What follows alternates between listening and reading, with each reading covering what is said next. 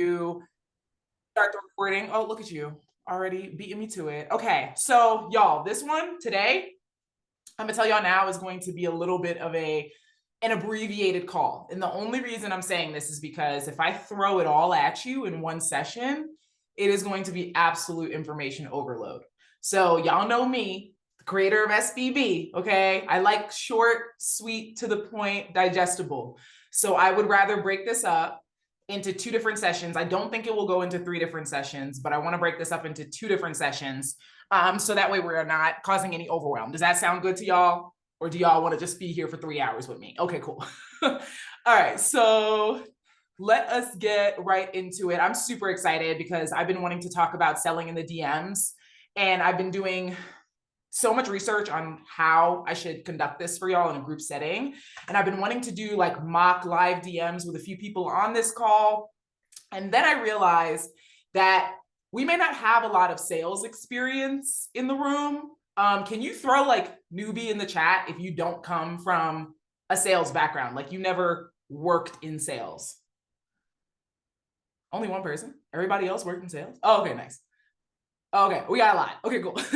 So the good news about this for all the newbies out there is that we are all natural salespeople. We can actually refine this skill of persuasion over time. And I will literally prove it to you right now. Does anybody here have kids under the age of 10? Or you had, when your kid was once 10? Yeah, anybody have kids? Okay, there we go. So how many times has your kid, when they were under 10 years old, sold you on why you should buy that toy that you know they ain't gonna play with after a day? Or how many times have they convinced you to get that candy when you're in the Target, checkout counter and it's the little impulse buy thing and you had zero intention of buying any candy, right? So type too many in the chat if you can relate, all right? So kids are super salespeople. And the good thing about all of us is that we were once children. So we just lost it. We have it naturally though. We lost the skill over time because adulthood can be adulting sometimes. And then we get media messages about sales being super negative. And then we often try to avoid disappointment in life, right? So there's so many reasons why we shy away from selling, but there's a way to sell compassionately and intentionally. And you're probably already doing it in your everyday life. You just don't realize it. So before we get into the tactical stuff and like what to say, how to say it, what exactly, what questions should we be framing? How do we frame those questions? We need to understand why. So we have to unpack different psychological triggers, cognitive biases that we need to use as marketers daily to help influence and persuade and guide people in the direction that we want, which, can anybody agree, is to buy stuff, right? It's to buy our stuff. So if you want to get more customers, more clients, more sales, and you believe that it makes sense to understand the human psychology that inspires buying decisions, throw yes in the chat. I want to see how many of y'all are agreeing with me here that we need to understand this first before we get into the what and the how. Okay, awesome. Thank you. So these principles, these psychological triggers, these cognitive biases, even when you know they're actively being used against you, it is super hard to stop them. So the first, and this is the time for y'all to pull out your notepads, Google Doc, whatever y'all use for notes. The first psychological effect that we're dealing with, the first cognitive bias that we need to be aware of is this thing called the halo effect. And essentially it's just a fancy term for first impression bias. So your first impression is going to influence your future interactions with a brand, with a business, with a person. And it's going to color and influence and direct your attitudes and beliefs about this person or this business or this brand. So even if your impression is wrong, it doesn't matter because that was the first one. So that's why it's really important for us when you're evaluating all of your content, you kind of assess like, what are these first interactions that people are having with me, especially when people are coming into your DMs. Typically in those first interactions that someone could have with your brand, you have to put your best foot forward because it's going to buffer you against any future possible like negative experiences that somebody might have, not even necessarily with just you. It could be with like DWA, for example, or like if you're reselling a course, it could be about the product that you're selling. And that's where a lot of brand loyalty comes in. So I want to hear in the chat, how many of y'all know, and I'm not going to say this man's name, this little boy's name, asterisk. I'm not going to say his name because I don't want to give him clout, but like, do any of y'all know about this dude whose his entire strategy on Instagram is just like tear down other marketers and like create like content bashing other marketers? Throw yes in the chat if y'all know this guy. If you've ever seen some of his content, he's like a dude who's like a literal troll. Yes. Okay. He's so annoying. Yeah. So that's his like whole marketing strategy, right? It's just like throw people under the bus. Even if he has done no due diligence, whatever, like he just has assumptions and then he runs with it, right? The good thing about this is that y'all probably know, type in yes in the chat if you know Rachel Madero. She's the co-creator of DWA, if you follow her or you know of her. Cool. So this boy literally did a 7-part expose on this woman. Like, I think it might have been an 8-part expose, back to back. So 8 videos back to back bashing this woman, right? Who created this incredible product that a lot of us know and love, that a lot of us know was, you know, the bare bones foundational was like coming from Roadmap, but went viral and created a lot of passive income and success for the average ordinary person, right? So her intentions were there. And because her intentions were there and it was clear in her content that her intentions were there, it don't matter that those 8 videos that he posted garnered over, you know, 20,000 plus views. I don't know the exact number because I blocked him, but like 20,000 plus views the last time I saw on each video, right? So that's now 160,000 views across how many people, like reach and impressions that have now seen this girl being bashed. And for whatever reason, well, not even for whatever reason, it's my point about the first impression is that her sales didn't slow down, right? She was still taking screenshots, talking about how she's making 5 figures a day. So that means that her halo effect is thicker than gold, right? So if you're able to get the relationship started on a solid foundation, then it'll help you protect, you know, your products, your services, your offers, your brand, if something doesn't go right. So I went through something similar. So I'm kind of speaking from personal experience too. And I just want y'all to think about kind of it like practically, right? For a second, anybody here who's been, just type like yes in the chat if you've been in at least 2 relationships in your entire life. Have you been in at least 2 relationships? 2 people. Okay. So did you ever find yourself, and it's okay, this is a safe space, y'all. Is it okay? Like, have you ever found yourself talking shit about like your last partner or something that they did to your friend who never met them? Like this friend like never met them before, but you were talking shit. All right, cool. So now all of a sudden, if they're a good friend, they're like, yeah, I don't really fuck with him either, right? Like they don't really like this person either. All of a sudden they don't like them. Why? Because of the same effect, right? They might have never met them. The first impression of this partner is negative. So even if they met them individually or separately from you, they might not like them simply because of their first interaction. And it doesn't even mean that they're right.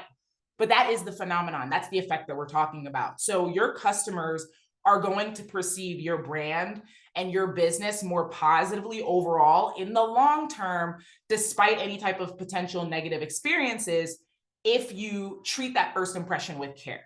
So that is why it's really, really, really important for us as marketers to not be too salesy in our initial interactions, but we still want to have this clear line of providing value to people and positioning ourselves as authorities while also being friendly and leading with compassion. Type yes in the chat if that makes sense before I move into this next effect. Thank you. So the next cognitive bias, so the first one being the halo effect, the next cognitive bias is called serial position effect. So it essentially says that the very first and last piece of information that you receive are going to be remembered. And it's because they're basically getting categorized in our brain as more important than anything else in the middle. So that's why you'll often hear me, even in conversations in the DMs with some of y'all, in emails, or even on these calls, I'll talk about throwing your CTA, about commenting that keyword, or asking people to follow you right at the top of your caption after the hook, because they might ignore all the stuff in the middle. They may not even get to the end. So the first and the last piece of information are always going to be remembered more. And that's why you have to obsess over the customer journey and the marketing funnel. You must dial that in, the first step and the last step. So we want to introduce ourselves in the best possible way with a really strong message and a clear call to action that gets them to opt in or to buy. So if y'all didn't realize by now, I'm using the serial position effect right now. I'm literally starting off by saying, okay, the halo effect is the most important, I believe. It's the most important one for y'all to remember. It'll help guide you to prioritize dialing in your marketing strategy. And then I'll wrap it with the most important thing that'll stick with you and resonate with you at the end, the last effect. So on the topic of creating memorable experiences that are essentially going to resonate with your potential customers is the next effect, which is called the recency effect. So the recency effect essentially tells us that we tend to give more weight and importance to the most recent bit of information that we receive, rather than the stuff that we've heard before, even if it was loads of other stuff.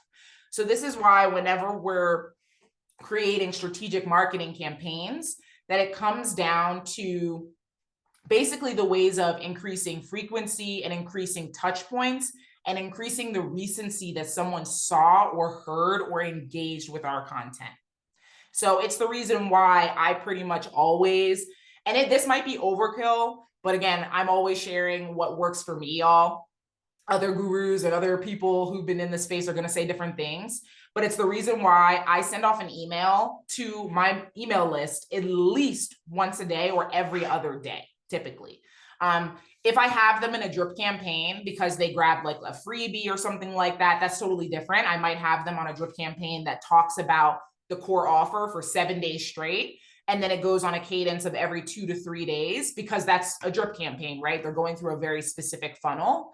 But usually I'm sending out an email once a day or once every other day to my entire email list, especially to those who haven't purchased from me. And I'm not necessarily selling something every single time I'm reaching out. It's just a matter of staying top of mind. So if they see your stuff more recently than your competitors, they're going to think it's more important. But something to note is that you don't want to spam people either by offering too much of the same thing repetitively, especially in your email campaigns. So you could really take advantage of this entire phenomenon to make it super effective with the next psychological trigger, which is called the mere exposure effect. Mere exposure effect being MERE, mere exposure effect. So it basically says that the more somebody sees something, the more familiar they are with it. AKA, the more you're appearing in front of your prospects, the more they're going to naturally like and trust you, right? I'm sure that y'all can agree, when I was posting religiously 3 times a day, that probably helped some of y'all end up taking the leap and either purchasing DWA from me, UBC from me, getting into BAM, right? Because I was showing up. It gives people a peace of mind in a sense that like, you're not going to ghost them, right? Like you are somebody who is trustworthy, who's likable. Both of those things are super important to build a solid and sustainable business over time. So by trying to essentially appear more often in front of your prospects, you get to kill 2 birds with 1 stone, which I hate that. I hate sidebar. Like I hate that saying. Who else hates that saying? Kill 2 birds, 1 stone. It's like so morbid. And then also the other one, sidebar, like this is my ADHD brain, y'all. Hold on. Who here hates that saying that says, oh, like you can't have your cake and eat it too, because why am I buying a cake and not eating it? Like, did that ever make sense to any of y'all? I don't know. Sidebar, totally irrelevant. Hate it. Exactly, me too.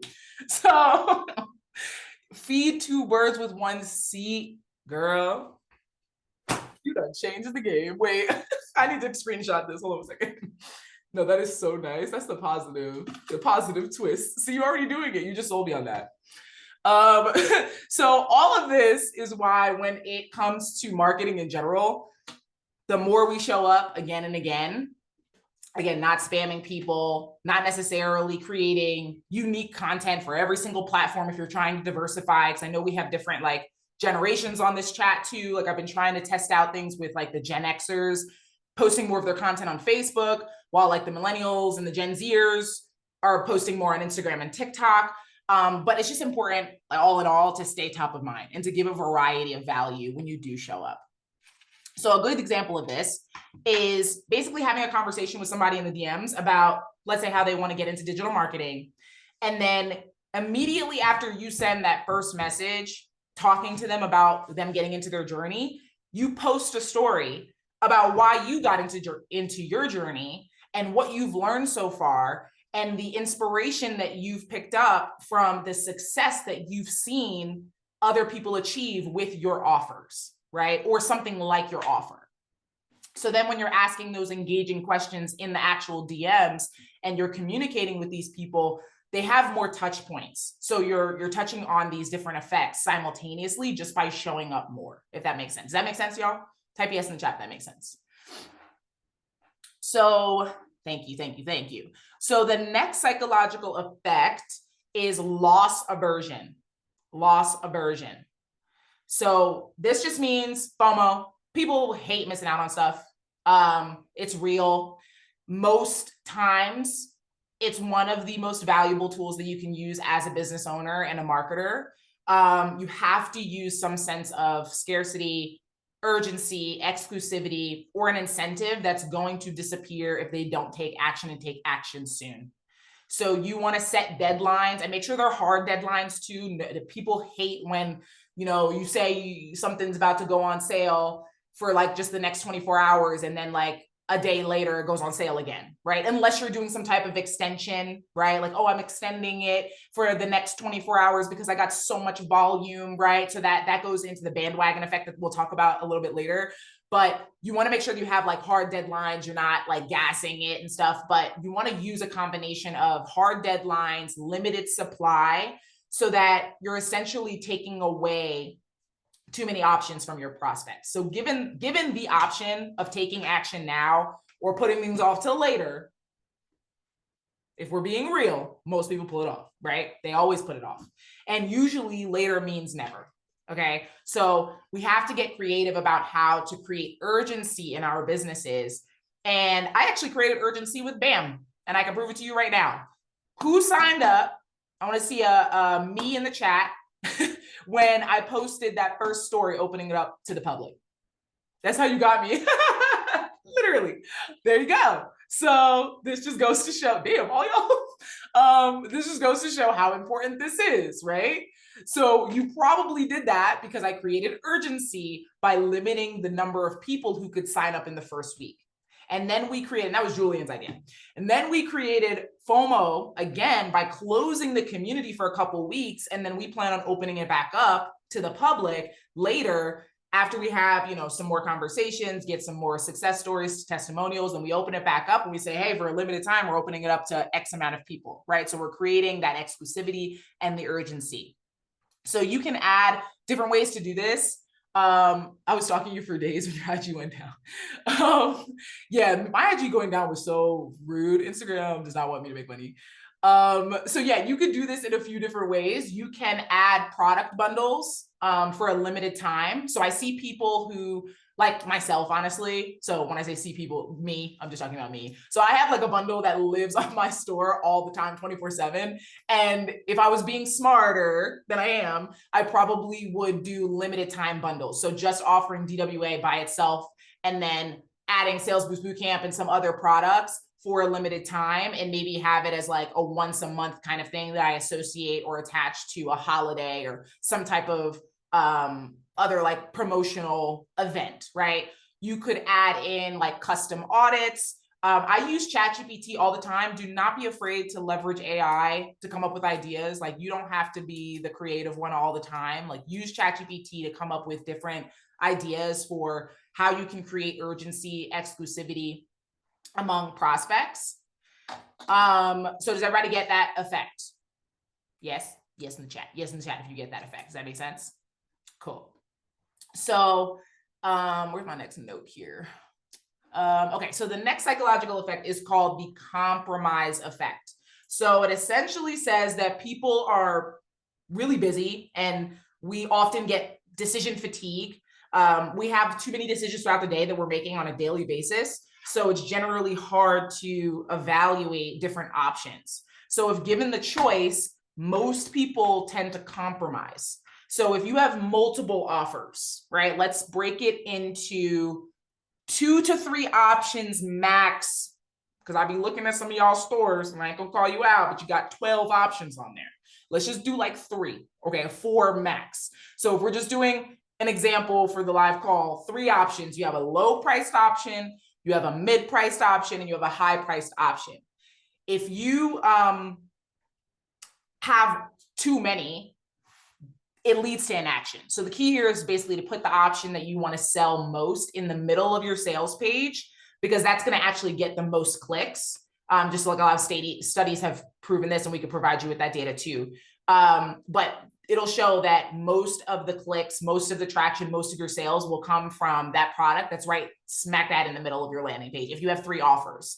And by having both low and high ticket offers, you're actually going to attract the 10 to 25% of the market that always wants a premium offer, and then 10 to 25% of the market who always wants a budget-friendly offer. Like, you won't be able to avoid those people. You just have to be able to cater to those different kinds of people in the market.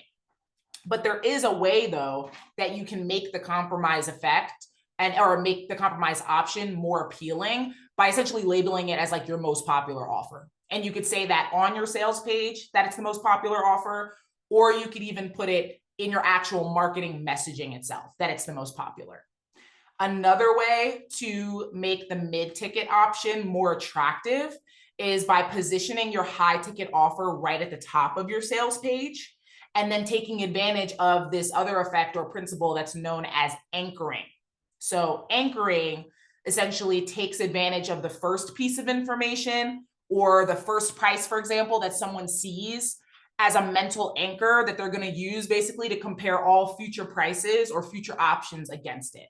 So this is why, like, whenever you see the first price on a store and you're presenting it to somebody and it's super, super, super expensive, everything after that becomes like so much more budget friendly and so much more economical and like digestible, right? So let's say you have those 3 different options and the high ticket offer is incredibly high price. So it's like $500 or $1,000. Then once they get to your mid ticket offer, that's like $197 or $250, it makes that compromise option seem like a really good deal, especially if you're able to convey the value that the person's going to get that's close enough to your high ticket offer, but not quite enough or as your high ticket offer, if that makes sense. And then a lot of these effects have overlap. So anchoring, just like most of the psychological effects that we're talking about, there's a little bit of overlap, like between the serial position effect, which gives more weight to the first and last pieces of information that someone sees, and the recency effect, which is the most recent piece of information that someone's heard. Basically, with anchoring, like with serial positioning, or even with the recency effect, people tend to be overly reliant on this kind of information, which biases their future decision-making. So if y'all are tracking, let me see a yes in the chat real quick. Are y'all tracking what I'm saying? Y'all getting this? Yes. All this stuff is so important, I promise. I know it feels like I'm teaching a whole lecture, but welcome to my TED Talk. Okay, so another phenomenon that we're gonna go over is called choice overload. So we talked about low, mid, and high priced offers in the previous example. If you are the type of person that's like, I just got so much juice to offer the world, like I don't know how to pick, and I just have so much that I want to provide, so much value that I want to provide, that's okay. But I would caution you, or not caution you, but I would encourage you to leverage your email marketing campaigns to promote your different offers, and then your landing page, maxing it out at about 4 offers in total. So if you want to offer loads of different options, you could, on your sales page specifically, you could be shooting yourself in the foot, because when you do give too many options, you eliminate the odds of someone like actually pursuing any of them. So just to give you a live example of this, like throw luxury in the chat if you've ever been to like an upscale fine dining restaurant before. Let me see luxury in the chat, or lux in the chat. Have you ever been to like a really nice Like, you know, you about to spend at least $200 on this meal. Okay, cool. So, and that's not even like really fine dining, but you know what I mean? So are the menus, and I was seeing in the chat, are the menus big or small at those restaurants? Big or small? Heard. So the reason why, okay, actually, before I even go into that, who here has been to Cheesecake Factory? Type yes in the chat, or hands up, yes, something in the chat if you've been to Cheesecake Factory. I love me some Cheesecake Factory, but who else can agree with like how anxiety inducing it is to flip through 20 pages? Yes, too many options on the menu. Like, you're super confused. What do I do? What are y'all good at? Like, what is the best option? Cheesecake Factory, I feel like, is low-key, sidebar ADHD mind, is low-key a little bit of a I don't know. I feel like they're an outlier though, because most of the things on that menu, they got no business being good at, but they're really good. Like, they have like this Jamaican plate that I'm like, Cheesecake Factory? It's fire though. And also the farfalle pasta, and also the Tex-Mex rolls. Like, what do they do? What is their specialty? I couldn't tell you, but it's all fire.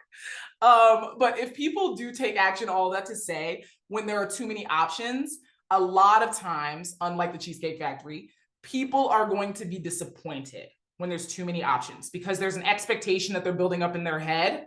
And then when they just choose one, because of, again, the compromise effect, they choose one because there was too many options, they might end up going with the wrong one that's not actually fit for them. And as a result, you get disappointed buyers, bad feedback, not repeat customers, which is obviously not a long-term sustainable sales strategy for you.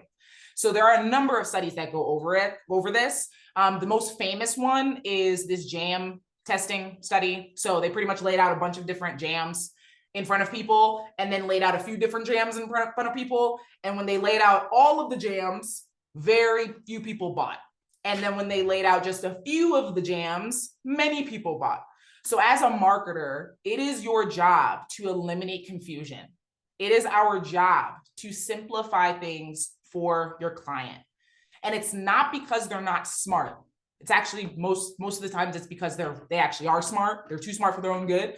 And if you're an overanalyzer, overthinker like I am, you get this, right? Because the way our brains work, we overanalyze, we overprocess. And anytime that happens, that leads to inaction, right? It's called analysis paralysis. It's the whole thing. So people don't buy when they're confused. So that's why you must design a customer journey and take the time to think about the sales process. Think about the choices that people have when they're coming onto your landing page, or when they go to your offer, when they're getting your email. What is the information that they need to receive at every stage of the process? And then you want to design the sales funnel to actually help them walk through every step. And we can talk about, or we'll be talking about, how to automate this. But I just want y'all to start like working in your mind and even like jotting down, what does that process look like for you? Like when someone clicks on your stand story, your beacons, or goes onto your funnel right now, what is the process that they need to go through? Or even when they land on your page, what's the process do they need to go through? And start to think about what questions come up at the different stages of that process. And then I'll show you how we're actually going to apply that and create a strategy around it in the next session. But I don't want to overwhelm y'all, so I'm just going over psychology for now. Please type yes in the chat if this is tracking. The name of this effect was, oh God, we just went over. Wait, let me go to my notes. Choice overload effect. Okay, awesome. So now that we have, we've gone through some of the most important effects, we're going to go into framing. So the framing effect. The framing effect essentially means that you should you should position your offer or your message in a way that's more attractive to the person that you're trying to talk to. So the easiest way to explain this is kind of morbid, but like, you know, it's just the easiest one that everybody always uses for this effect. Imagine that someone is about to get, I'm going to say someone and not you, because I don't even like manifesting stuff like that. Positive talk on this side. So we're going to talk about someone else in the world, not any of our loved ones. Someone in the world that we don't know and maybe we might not particularly like is about to get some bad news from a doctor, okay? They are diagnosed with a life-threatening condition, and two doctors come in and they lay out their options, and they're pretty much letting this person know what the odds of success are, right? For a couple of different treatment types. Dr. A, and I want y'all to tell me in the chat which one you would go with. Dr. A says, you have an 80% chance of recovery, you know, with proper treatments, and With that, you're going to go on to live a happy, normal life. That's Dr. A, okay? Dr. B is like, there's a 20% chance that it's not going to work, sis. Like, so you better start making some plans because there's about a 20% chance that this is not going to work. What are you going to go with, Dr. A or Dr. B? Right. Okay, so Dr. A, right? So both of the doctors said the same exact thing. 80% chance of recovery, 20% chance of death. Most people go with Dr. A because the message was appropriate and it connects positively. So I think this is where people get confused, especially when we're creating content as digital marketers in like the wealth niche space, especially. You want to talk about people's pains and frustrations, as you should, but you also don't want to do it in a way that does not spin or position it where success sounds super attainable and possible for them. Even if you don't have your own results to speak of, you could still talk about the potential transformation and the outcome that they desire without harping on the pain and the frustration. So the most important lesson in marketing in general, it's always about the person you're speaking to. How many people have heard that old saying, the customer's always right? I hate that saying because half the time these customers be wrong, but it's true though. So the customer's always right, unfortunately. We need to obsess over their needs, their pains, their frustrations. They are the people that we need to center. And we're going to go over in the next call next week on NAPQ, and we'll go over this a little bit later, but we're going to go over very specific questions and the cadence in which you can ask those questions to unpack those pains and frustrations, but in a way that gets them to think that they're actually like almost convincing you that they need to buy versus you needing to convince them that what your solution is actually going to help them. So my two favorite, these are the last two, my two favorite psychological effects are the bandwagon effect and the blind spot bias. The bandwagon effect and the blind spot bias. So the bandwagon effect is about doing what other people do. So as humans, we don't want to be alone. I hate the example of like, oh, like if you would jump off a bridge, like, would you jump off a bridge if all your friends are jumping off a bridge? I'm not jumping off any bridges. I don't care if it's my best friend. Something must be going on with her that day if she's jumping off a bridge. So I don't really like that example. But a lot of times, you know, we're humans of community, right? We look to other people, especially people that are like us, who we aspire to be like in order to help us make decisions. So this is why showing social proof and testimonials and showing others who have gone before us and have gotten results, the more proof that you can show that other people have had success. And not just other people, right? Other people that closely match our identities, our appearances, believe it or not, our values, all of those people that you're trying to reach, that's going to resonate more and that's going to help them get closer to a purchasing decision. So this is why I talk about, and I might have talked about it in previous coaching calls, when you're talking to somebody in the DMs who's talking about how they're really afraid to start because they don't have experience in social media marketing, you don't want to go to the school platform if you're reselling DWA and grab a testimonial about how quickly somebody made money from starting their Faceless account yesterday. Because that's not what that person cares about. The person wants to know that there's other people who look like them, think like them, or from a similar background or whatever. And that's why we need to go grab strategically a testimonial that speaks to somebody who started, who was really scared about not being an expert in social media marketing, never having experience selling online, and they still had success with this business, right? So we have to be able to match attitudes, again, appearances, values, identities. So this is why you really shouldn't be stressed in general about if you don't have your own results to speak of. Especially if you're reselling a course, it's okay because people trust 4.5 star Amazon reviews with 1,000 comments over 5-star reviews with 3 comments all the time and twice on Sundays. Does that make sense? Can we type yes in the chat? That makes sense. Thank you. I appreciate y'all for engaging because y'all really could just leave me hanging. Okay, now the most interesting, I think, of all of these effects, in my opinion, is the blind spot bias. So it pretty much says that all of the things that we just talked about, even some of the effects that I'm not going to go over, there's like 40 of them and we just don't have time, but all of them are invisible to us. So, and they're invisible to the people that we're trying to talk to. And they actually don't know that they're happening. because they're so fundamentally rooted in our psychological makeup that we can't actually pinpoint that they're being used against us. So the best way to use all of these strategies is to create a very clear marketing strategy that includes both your caption copy, not both, includes, period, your caption copy, your DM question flow, which we're going to go over, and even your sales page and how your sales page is written. And so I'm going to provide y'all with a framework in our next call about how your sales page should flow and what could help optimize that page, especially little mini videos. Those do wonders in terms of conversions. People just like to see the person that they're buying from, especially if they're walking through some of the commonly asked questions and they can get through some of the myths, debunking myths, common objections, all of that stuff in a video format. So that's called a webinar funnel. And we'll talk about that, how to set it all up. Especially if some of y'all, I know we have a lot of people on the call right now who are very interested in creating their own products. And I'm very happy to see that. So yeah, that's gonna be super valuable for y'all then. But at this point, all of y'all should have access to SBB. Type SBB in the chat if you've completed it. Like you are done with SBB. You don't have any more videos to watch. And you watched all the updates from earlier this month. Perfect. Okay. So if you have watched SBB or completed SBB, then you kind of already know this. But for those who have not, at the point in which you're done with SBB, you will know how to position your captions to generate leads. But before we talk about optimizing sales pages, we have to talk about conversation flows in the DMs. So this is where I'm going to just give y'all a kind of sneak peek into what we're going to go into next week, because if I continued from here, we'd be here for another 2 hours. So what we're trying to do essentially when we're struggling with sales, it typically comes down to 2 things or 3 things. Your offers are wrong compared to the audience that you're attracting, right? So your solutions are not solving the problems of the people that you're speaking to in your content.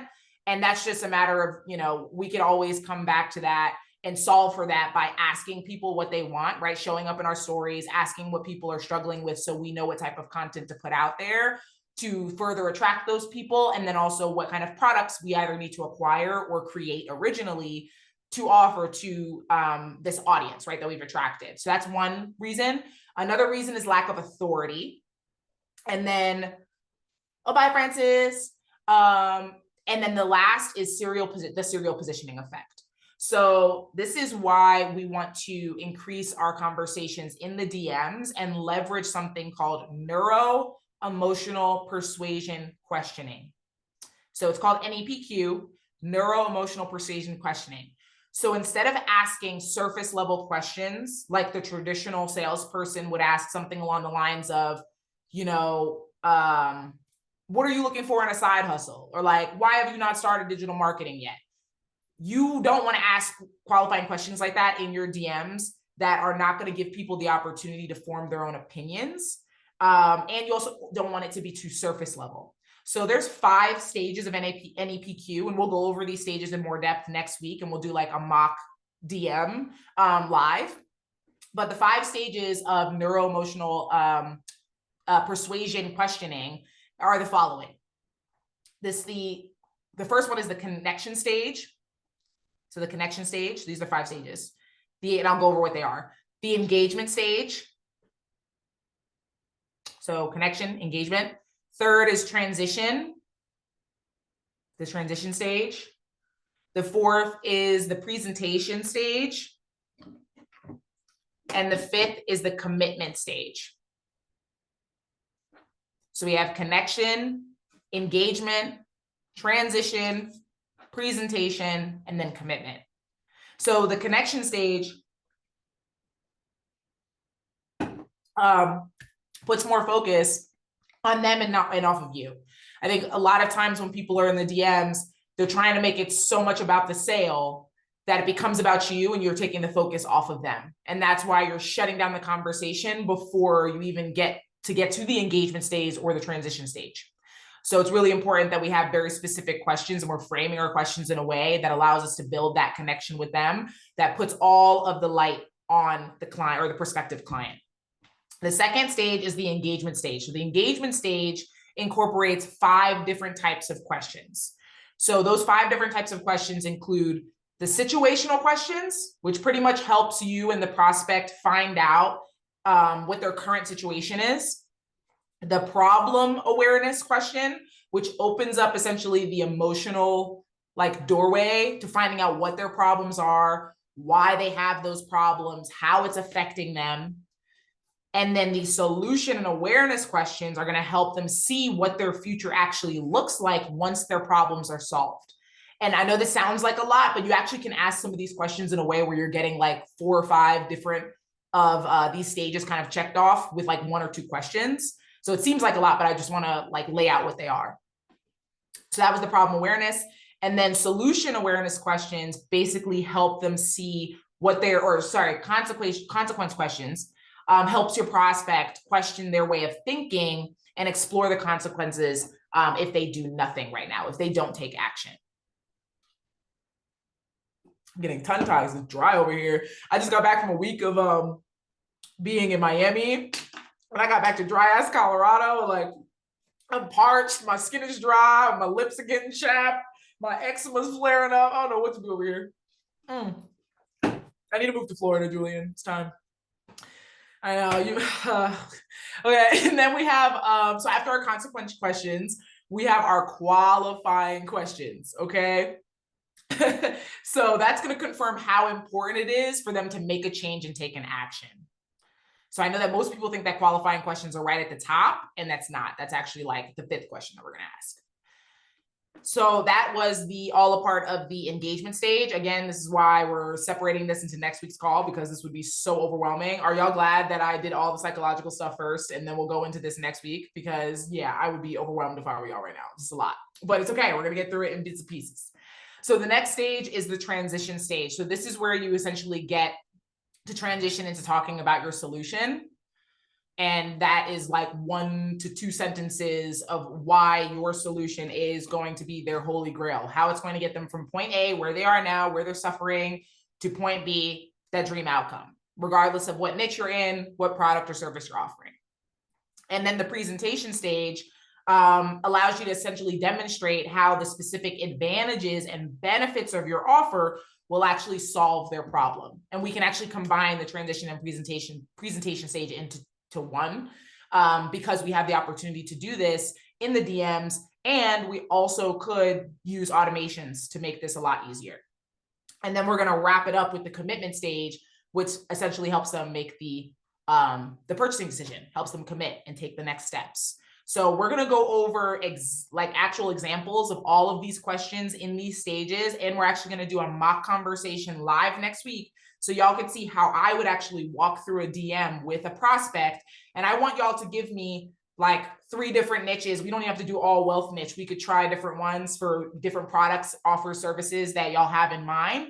So that way you can get some live examples of what it looks like for your product. So we'll do it live, and obviously, bear with me because I'm going to have to ask you a few questions to understand what are your benefits, what are the advantages of your product or offer. Somebody had talked about, was it Trina? Who's doing the ADHD blueprint?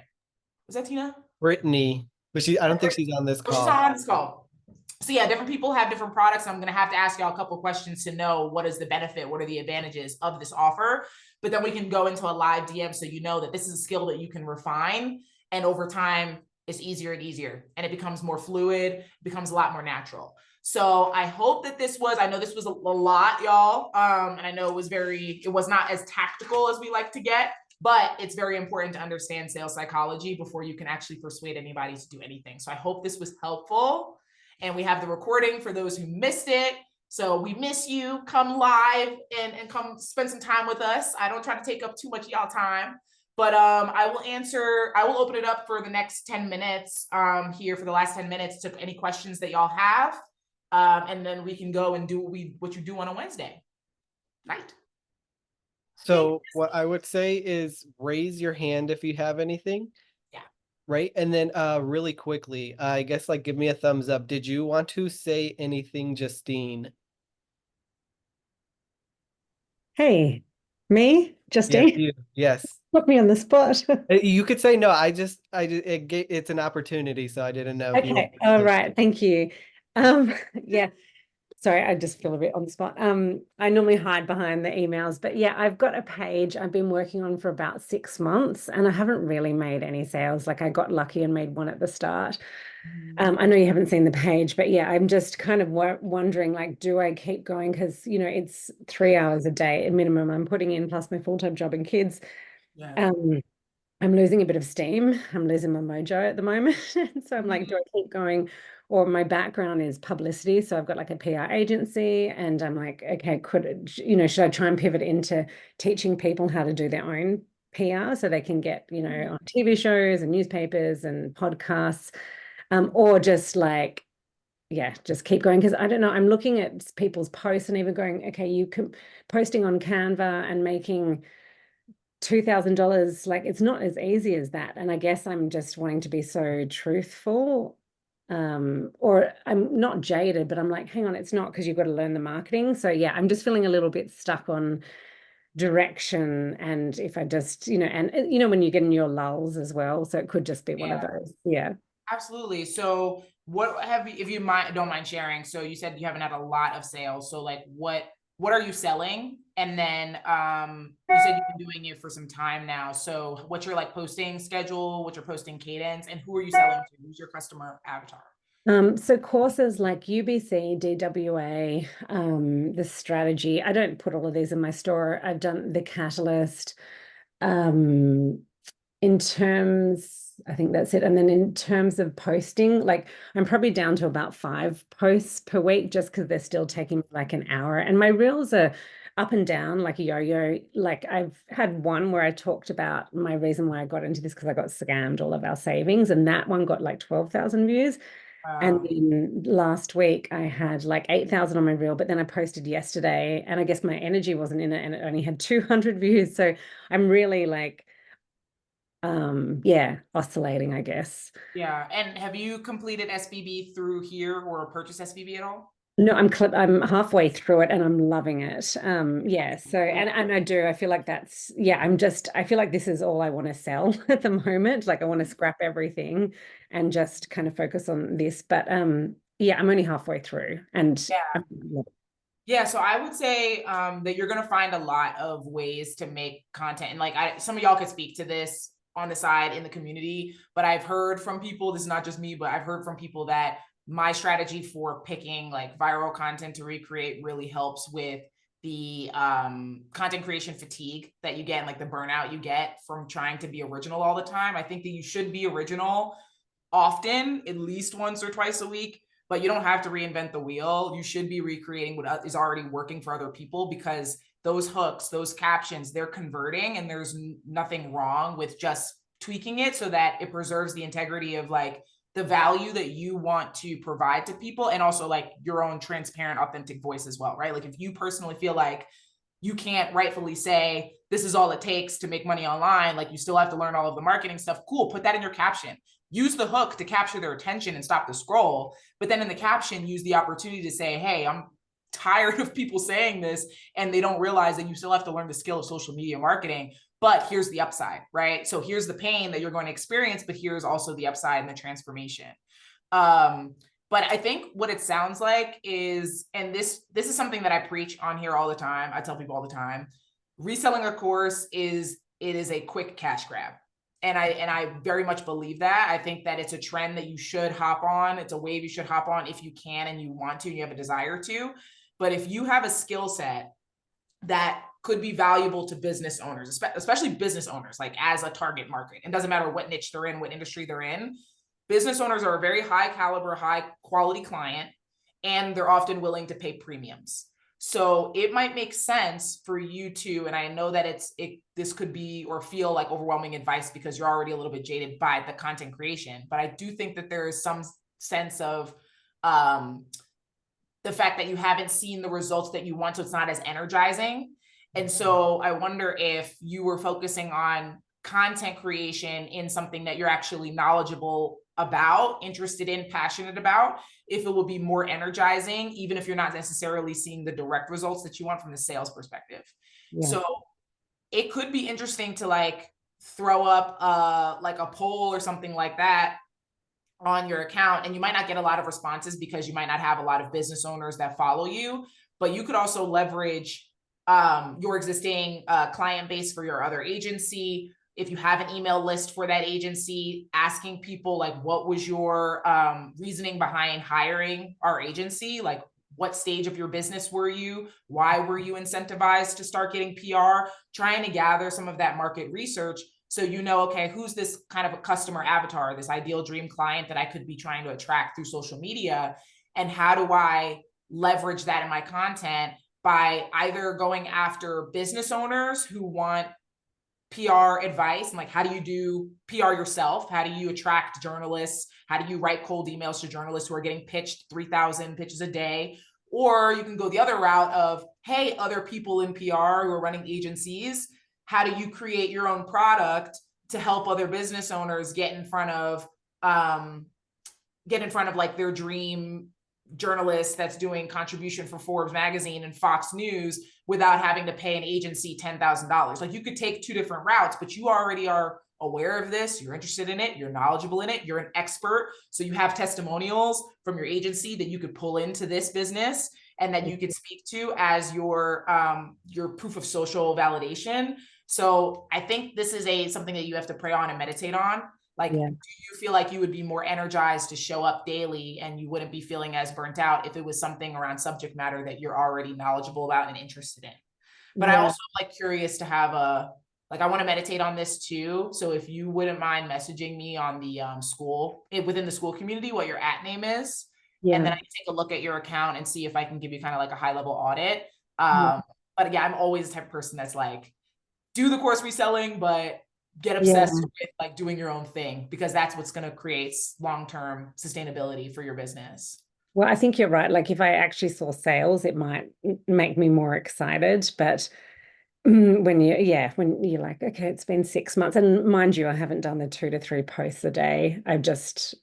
But yeah, no, that really helps. Thanks. And just quickly, I know you've got to move on to other questions, but whenever I say like DM me this word, I've never had anyone DM. So now I'm like, just DM me for my free guide or DM me for my starter kit. I don't even have all these things because no one ever DMs me. The only time they've ever DM'd me is when I said I was scammed, we lost all our savings, meet me in the caption, I'm sharing my story. And that was the one that kind of really took off. And I just created like a checklist to make sure you won't get scammed online. But apart from that post, like the 151 posts, no one's ever DM'd me. So are you asking people to DM you? Yeah. Oh. So yeah, so I wonder if it's the lack of, because in your value in the actual caption itself, you either have to be giving actionable steps, providing advice, or telling a story, and there has to be a clear call to action and reasoning for why they should actually take action. So that's part of the reason why I like people using my How to Train the Algorithm module and my Recreating Viral Reels, because typically when you find videos that have thousands of comments or hundreds of comments, typically over 200 comments, that's an indicator that caption was really well crafted, because our first inclination on these platforms is not to engage with content. Like, most of the time when you're scrolling on Instagram or Facebook, you're not actually commenting anything. So if you see a post that has a lot of comments, it means that the value in that caption was really high. So you want to preserve it by pretty much rewriting their caption in your own voice. And that will help with your conversions and getting more leads. Okay, cool. No, that's awesome. Thank you. Absolutely. What's up, Sabrina?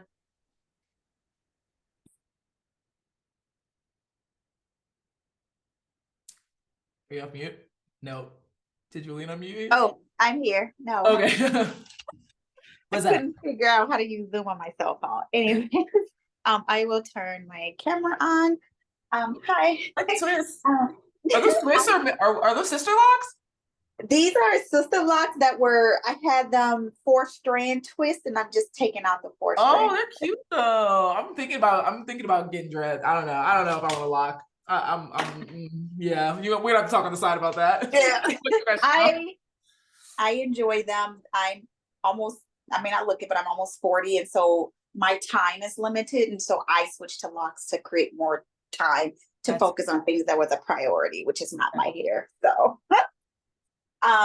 Yeah, so I just had a question. So I'm trying to figure out if I should start a new page or revive the one that I have.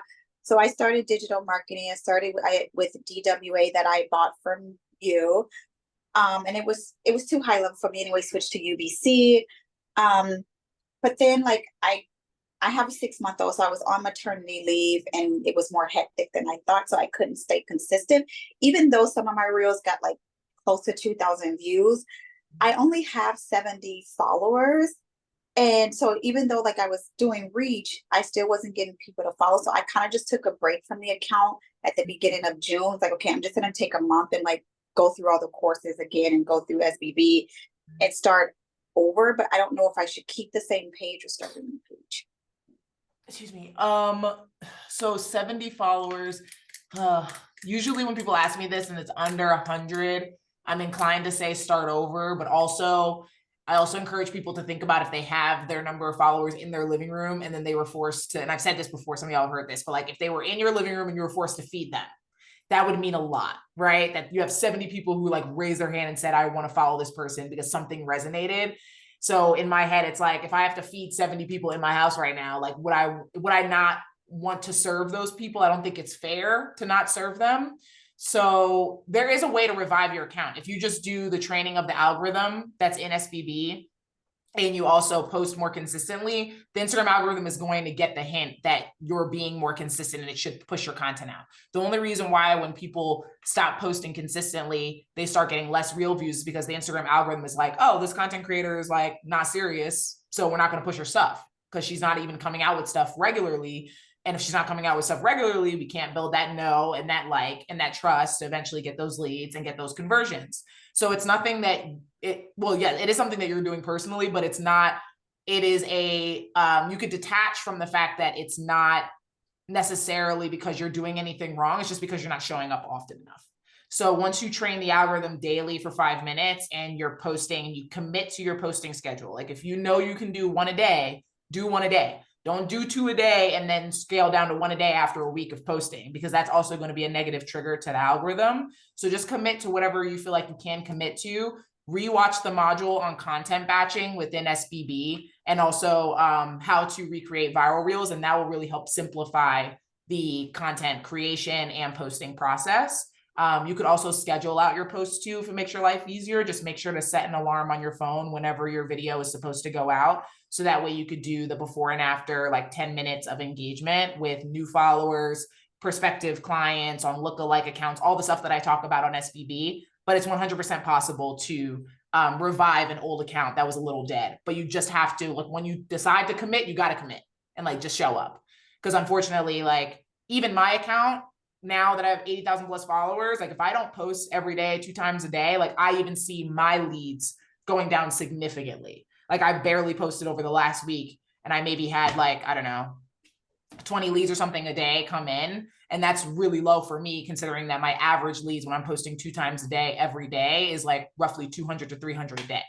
So I'm even seeing the same. It's not just you, like all of us suffer from not being consistent. And it's just because Instagram wants us to be on this app all day, every day, not having lives. So if we can kind of trick it and set up our systems in place so that we can post more often, but not necessarily be glued to our phone, we want to implement those systems. And I talk about that in SBB. Okay. And then just one quick follow-up.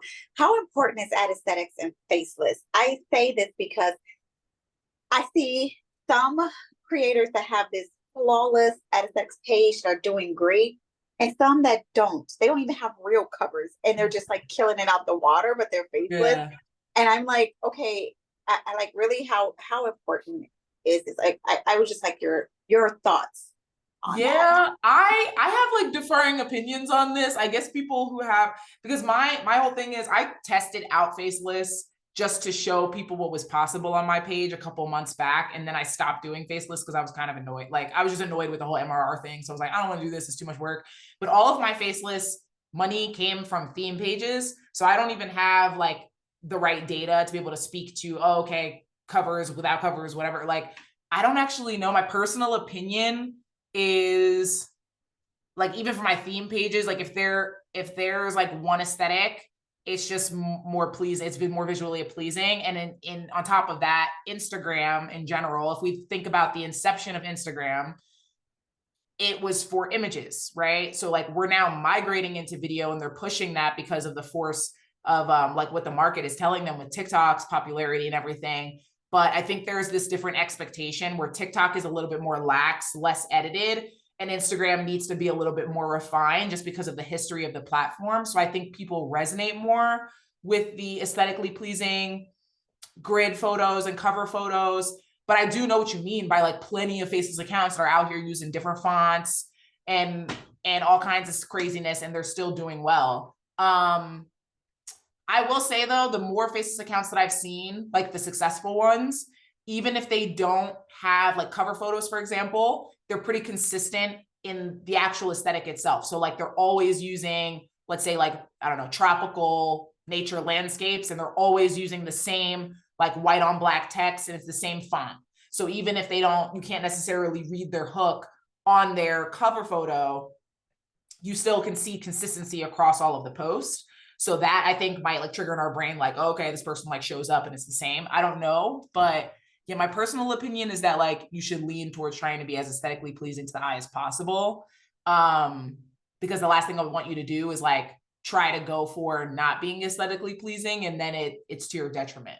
Like I think it's always better to go with like the nicer cover photos and stuff, because people don't get a sense for your brand with your face. Like you're not leveraging your face to create the brand. So I think that if you have same fonts, same colors, you're differentiating yourself in that way, it's always going to be better for you when you are faceless. That's just my honest opinion.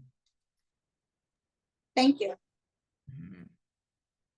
Oh yeah, no, faceless is it's a trend right now. So the only thing that worries me about faceless is that like, unless some of these faceless accounts come out, reading Tina's question in the chat, the more of these faceless accounts that come out, they're so heavily reliant on the next hot course that's coming out. So like everybody and their mom started a new faceless account and started selling with confidence. And that's great. But like, are you personally okay with, and this is something that there's no judgment, it's just something that you have to assess for yourself. Are you okay with potentially having an $80,000, 3 months of your journey, and then 3 months after that, you're now not selling anything because you were that faceless account that was known for selling SWC, and now the next hot thing comes out? Like, do you want to be a serial course reseller? If that's something that you want to add to your plate, then fine. I think that's great. But if you want to build a long-term sustainable business, passive income business with digital products, I think you have to get a little bit more serious about thinking, how do you incorporate your own passions, your own interests, your own knowledge into creating your own products in the long term? But I don't see like a problem with testing out, okay, I'm going to try selling SWC with a faceless account tomorrow and just see how much money I can make. Like obviously being ethical in the process and not, having crazy income claims or anything like that, or lying to people. But I don't see a problem with you like testing out faceless just to see, because it is a trend right now and people are really attracted by it. But yeah, okay, y'all. We are going to hop because it's been a long call here. I hope y'all found some value out of the call today. Next week, we're going to go over our NAPQ questions, how we're going to lead people in the DMs from not knowing who we are and what our products and services have to offer all the way to the sale. And we'll do some live mock DM chat conversations as well. So come ready if you're ready to volunteer for that. And thank you, Justine. And then I'll let y'all, if God says it too, I'll see y'all next Wednesday. And I hope you have an amazing Wednesday doing whatever you do on a Wednesday night. Oh yeah, Tina, message me. You can message me. Bye. See y'all.